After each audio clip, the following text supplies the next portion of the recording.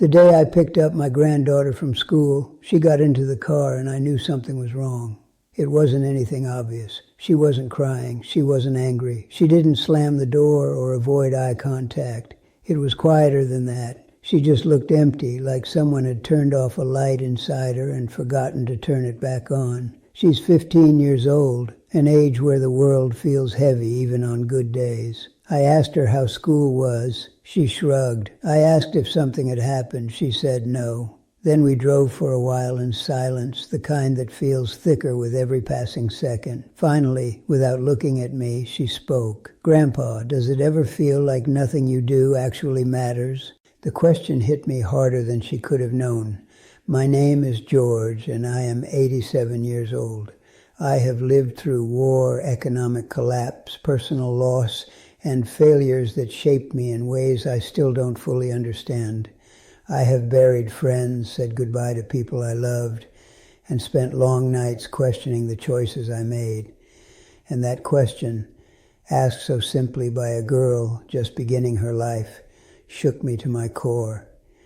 Because I have asked myself that same question more times than I can count. The difference is that she is standing at the beginning of her life, staring ahead with uncertainty, while I am near the end of mine, looking backward, trying to make sense of what it all added up to. And somewhere between those two viewpoints, I believe I finally understand something important.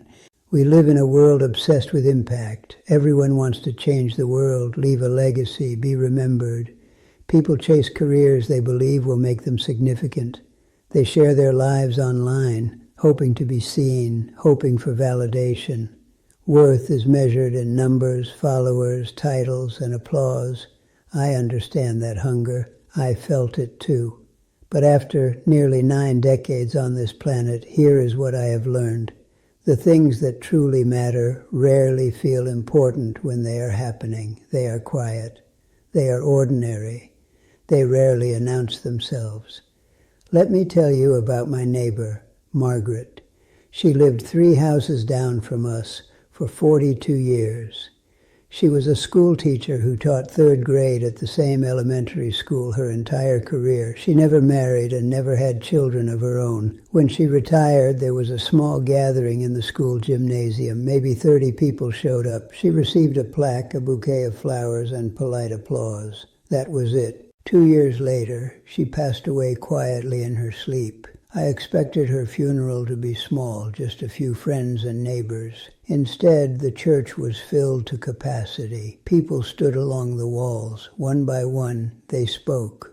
A doctor said Margaret was the first person who ever made him feel smart. A woman said Margaret taught her to read when everyone else had given up. A man in his 50s said he became a teacher because of her. Story after story, life after life, shaped by a woman who believed she was just doing her job.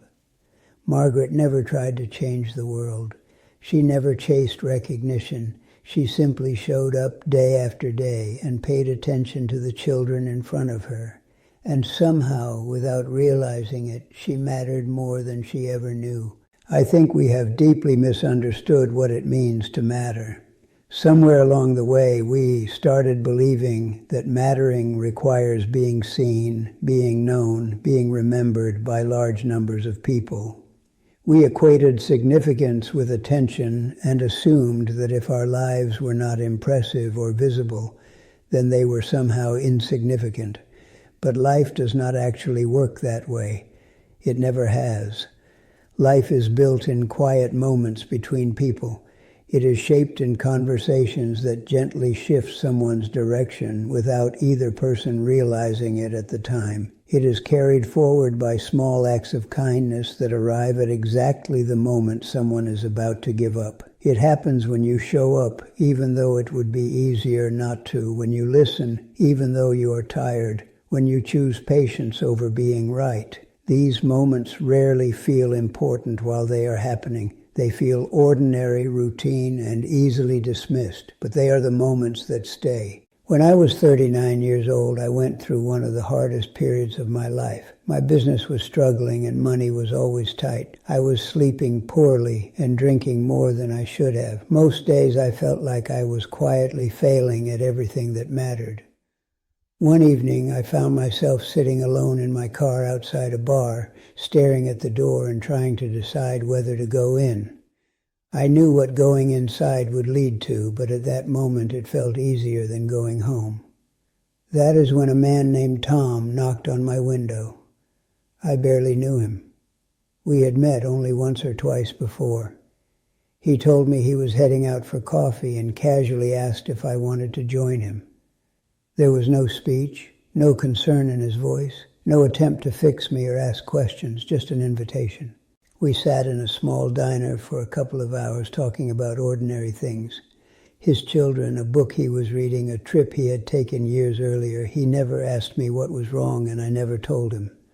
Yet somewhere in the middle of that completely normal conversation, something inside me settled. When we parted ways, I did not go back to the bar. I went home. Tom probably forgot about that night by the next morning, but I never did. It changed the direction of my life in a way he may never know. That is the truth about mattering. It is almost never dramatic. You do not receive a message telling you that something you said or did made a difference. Most of the time, you will never know. You will do something that feels small to you, and it will quietly become something essential to someone else. My wife Eleanor understood this better than anyone. She used to write letters, real handwritten letters, to our children when they were away, to old friends, to neighbors, to anyone who crossed her mind. I used to tease her and tell her that phones existed now. She would just smile and keep writing. After she passed away, I found boxes filled with letters people had written back to her. Nearly all of them said the same thing. They talked about how much her letters meant, how they had been reread during difficult times, how they made people feel remembered. She was never trying to matter. She was simply reaching out. Here is what I wish someone had told me when I was younger. Your life does not need to be extraordinary to matter.